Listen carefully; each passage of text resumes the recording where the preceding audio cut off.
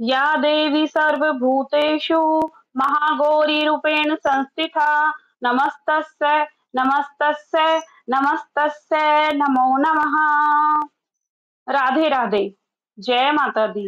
आप सबका एक बार फिर से हार्दिक स्वागत है। आज मैं आप सबके लिए नवरात्रि के 8वें दिन की कथा लेकर आई हूँ। नवरात्रि में 8वें दिन महागौरी शक्ति की पूजा की जाती है। नाम से प्रकट है कि इनका रूप पूर्णतः गौर वर्ण है। इनकी उपमा शंख, चंद्र और कुंद के फूल से दी गई है। अष्टवर्षा भवेद गौरी यानी इनकी आयु 8 साल की मानी गई है। इनके सभी आभूषण और वस्त्र सफेद हैं, इसीलिए इन्हें श्वेतांबर धरा कहा गया है।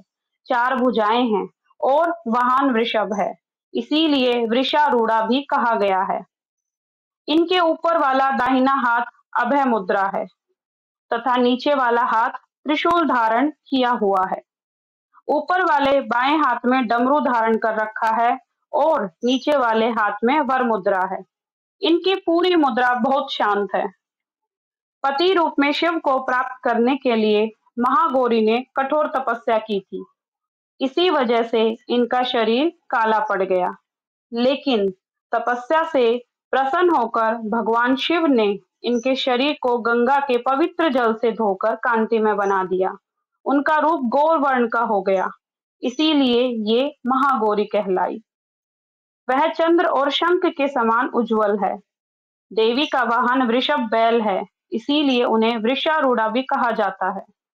महागौरी की आराधना से भक्तों के सभी कष्टों का नाश होता है और उन्हें सुख समृद्धि प्राप्त होती है। राहु ग्रह की शासिका होने के कारण उनकी पूजा से राहु के अशुभ प्रभावों से मुक्ति मिलती है। ये अमोघ फलदायिनी है और माँ के ध्यान से साधकों में सात्विक विचार बढ़ते हैं और मन एकाग्र होता है। इनकी पूजा से भक्तों के तमाम कल्मश धुल जाते हैं। पूर्व संचित पाप भी नष्ट हो जाते हैं।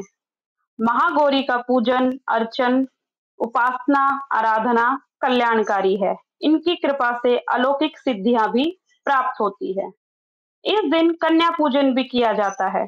कन्या पूजन की परंपरा बहुत प्राचीन है। शास्त्रों और पुराणों में इसका महत्व विस्तार से बताया गया है।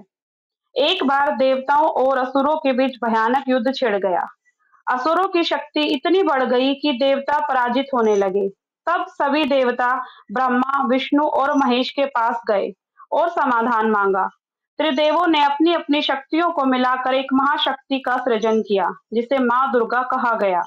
माँ दुर्गा ने अनेक असुरों का वध कर देवताओं को विजय दिलाई। उस समय सभी देवताओं ने कहा, हे माँ, संकट के समय आपने हमारी रक्षा की है। अब हमें बताइए कि आपकी पूजा कैसे की जाए, जिससे हम सदा आपकी कृपा प्राप्त करते रहें। माँ दुर्गा ने उत्तर दिया, मेरे स्वरूप की पूजा छोटी कन्याओं के रूप में करो, क्योंकि वे ही मेरा साक्षात रूप है।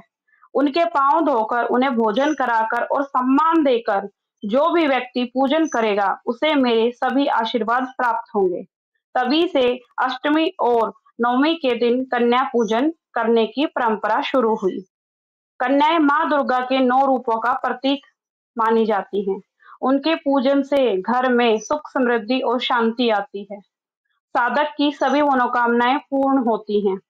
यह पूजन विशेष रूप से महागौरी और सिद्धिदात्री माता को अत्यंत प्रिय है। तो ये थी महागौरी की संपूर्ण कथा। तो आप सबको ये कथा कैसी लगी, कमेंट करके जरूर बताएं और साथ ही मेरे चैनल को सब्सक्राइब भी करें। तो आप सभी को राधे राधे, जय माता दी।